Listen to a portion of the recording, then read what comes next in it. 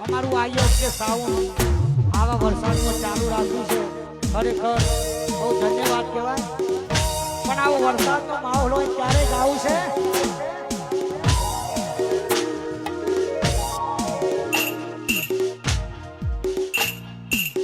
અને બધા વરસાદમાં પલળતા હોય ત્યારે પછી કેટલો